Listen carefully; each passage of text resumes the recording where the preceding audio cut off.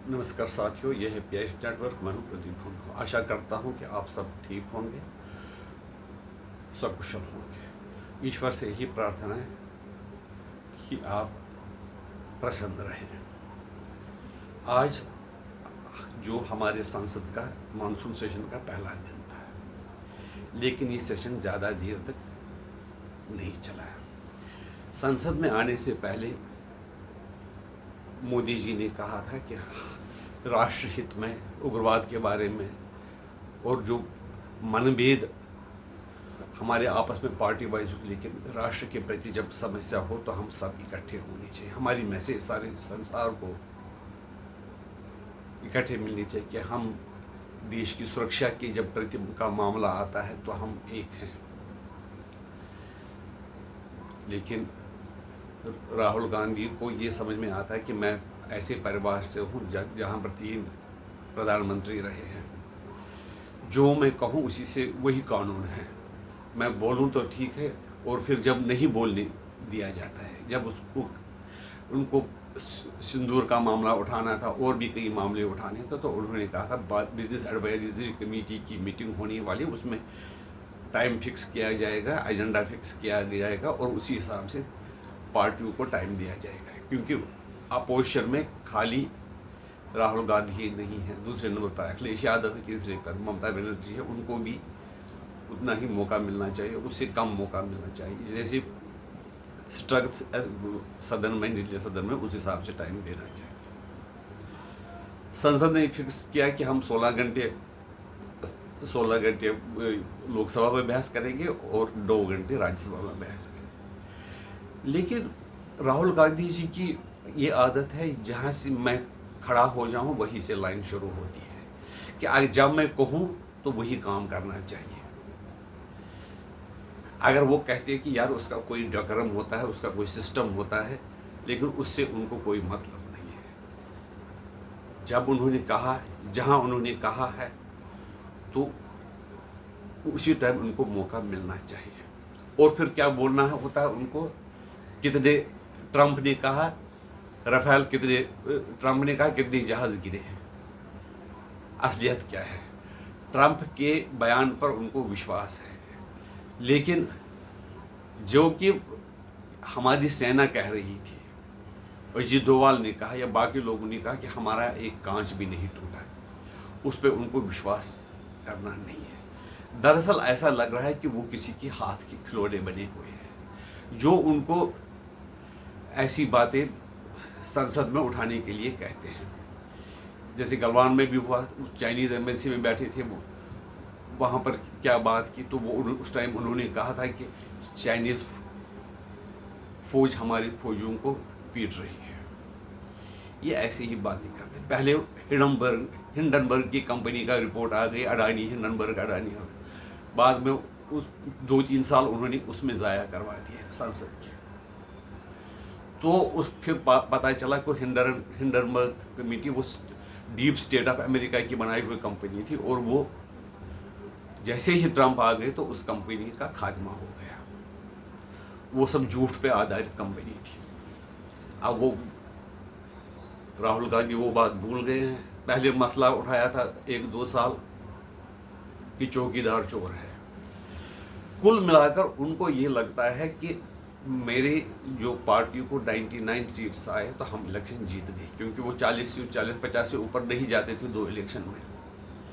99 हो गए। जैसे उनकी वो उत्सव मनाया था सुप्रिया श्रीनेश ने कहा था कि हम जीत गए हैं, और मोदी जी हार गए क्योंकि उनको 240 सीटें आ गई थी। बेशक उन्होंने हुकूमत बनाई, तो फिर भी वो कह रहे थे वो हार गए, हम जीत गए। ऐसी ही राहुल गांधी की बात है। वो करते क्या है, कहते क्यों है? यहाँ वो चाहते हैं कि जहाँ पर अगर अर्थी जा रही हो वहाँ पर उनको बोलने का मौका मिलना चाहिए। शादी हो तो उनको बोलने का मौका चाहिए। वो सड़क पे जा रहे हैं, उनको बोलने का मौका मिलना चाहिए। या तो उसने सीखा ही नहीं है, डेकोरम नाम की चीज़ उन्होंने सीखी नहीं है, या तो वो किसी के हाथ के खिलौने बने हुए खेल रहे हैं। ये इसमें ज़्यादा लंबा चौड़ा वीडियो बनाने की ज़रूरत नहीं, लेकिन जो उनकी हरकतें हैं वो समझ में नहीं आती है, लेकिन उन हरकतों से फ़ायदा भाजपा को मिलता है। जब लोग मोदी जी से नाराज़ होते हैं तो वो कहते हैं कि हम वोट बीजेपी को नहीं देंगे, फिर देखते हैं कि इधर उधर कौन आदमी वोट देने, कौन उनके मुकाबले में खड़ा है, तो देखते हैं राहुल गांधी, फिर लोग कहते हैं नहीं मोदी जी को ही वोट देंगे। ऐसा कोई क्यों नहीं उनको समझाता है कि हर एक चीज़ का डक्रम होता है। आपने जो मुद्दे उठाए हैं जिसके रूल के अंतर्गत, उसके लिए मीटिंग होगी, अभी मीटिंग हुई, वो कहते नहीं, मुझे देखकर ही एक चीज़ उनका एक फेमस है, मेरे देखते ही प्रधानमंत्री भाग गए और सदन को स्थगित करना पड़ा है। इस तरह से अगर वो करते रहें तो देश के लोगों को उनके चरित्र के बारे में, उनकी सोच के बारे में सोचना चाहिए।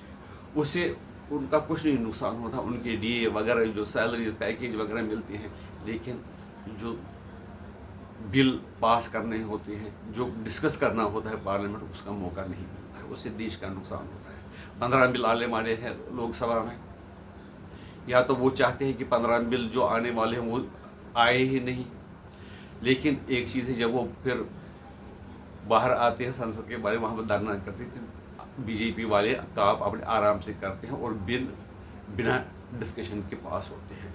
इससे ये हो गया, ऐसा हो जाता है कि बिल किसके बारे में है, किसके बारे में नहीं है, पता ही नहीं चलता। अगर वो पूरा पॉइंट बाय पॉइंट रेज होता है, वो पॉइंट निकालते, अपोजिशन का काम है कि क्या खामी है, क्यों आप ये ला रहे हो, इसमें क्या कमी है, तो आम लोगों को भी समझ में आता है कि ये बिल है और इसका क्या मकसद है। लेकिन जो राहुल गांधी का रवैया है उससे कि वो बिल कौन से हैं, क्या काम हो रहा है, उसका भी पता नहीं चलता है आम जनता को, और संसद का भी टाइम वेस्ट होता है। इसलिए हम जो उनको हिस्ट्री देखेंगे पिछले सेशन तक, वो अभी तक 50% कुल उनकी अटेंडेंस है, उनको सदन से कोई लगाव नहीं है, वो कोई सीरियस बात करने के लिए नहीं आती, बस वो चाहते हैं कि मैं कुछ बोलूं, जो मेरी 2-3 घंटे के बाद बोलने का टाइम खत्म हो जाए तो मैं यहाँ सदन से चले जाऊँ। और ऐसा है कि सदन में नियम होना चाहिए कि जैसे स्कूल में, कॉलेजों में नियम होता है कि 80% अटेंडेंस चाहिए इन टर्म्स ऑफ आवर्स, कितने आवर कुल पार्लियामेंट चला, उसमें कितने घंटे उनकी प्रेजेंस रही, उसके हिसाब से उनको सदन में रहने देना चाहिए। और यह है कि जो भी 80% से कम जिनकी प्रेजेंस हो सदन में, या 70% से कम हो इन टर्म्स ऑफ जो लोकसभा आवर्स कुल होने हैं, उसके हिसाब से जो नहीं चले और साल भर अगर उनको ऐसा रवैया रहो तो उनको सदन से निकाल दिया जाना चाहिए। क्योंकि इससे तो खाली जो वो बातें करते हैं, जो बाकी भी करे, अगर करे तो उससे देश का बड़ा नुकसान होता है और जो डेमोक्रेसी पर उससे खतरा मंडराने का खतरा रहता है। आपकी राय इसके बारे में क्या है, हमें बता दीजिए। और आपसे निवेदन कि हमारे वीडियो को लाइक कीजिए